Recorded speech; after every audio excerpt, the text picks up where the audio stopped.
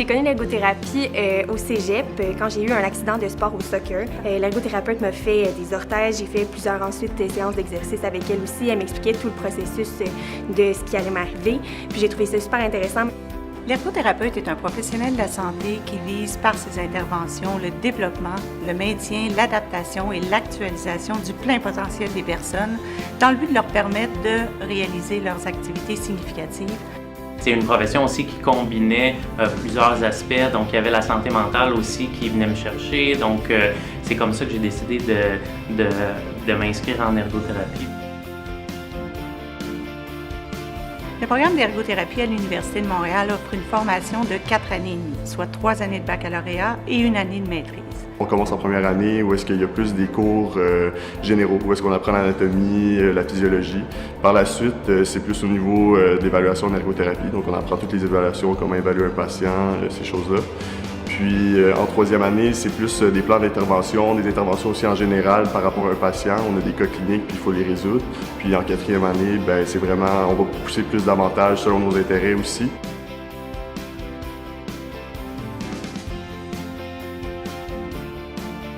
On sort des 4 ans et demi outillés là, pour affronter le marché du travail.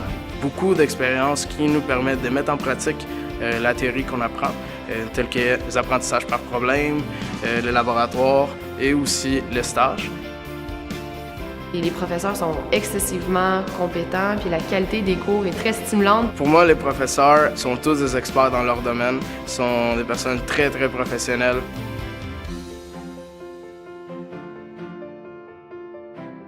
Nous avons la collaboration de plus de 200 milieux cliniques qui accueillent nos étudiants. Lors de la première année, on a 2 stages. À la première session, on a un stage d'accompagnement qui se déroule dans un organisme communautaire. Je le mettais dans des situations avec des clients. Il a été capable de se débrouiller. Puis c'est justement ça la richesse des stages, c'est qu'on expérimente, on voit, puis dès qu'on a une certaine curiosité, même si on n'a pas nécessairement les connaissances, ben c'est de s'habituer puis c'est de gagner de l'expérience de cette façon-là. Je pense que c'est ça que j'ai vraiment aimé de mon stage. C'est de voir à quel point on faisait une différence dans leur vie, dans la vie de leur famille, l'impact qu'on avait.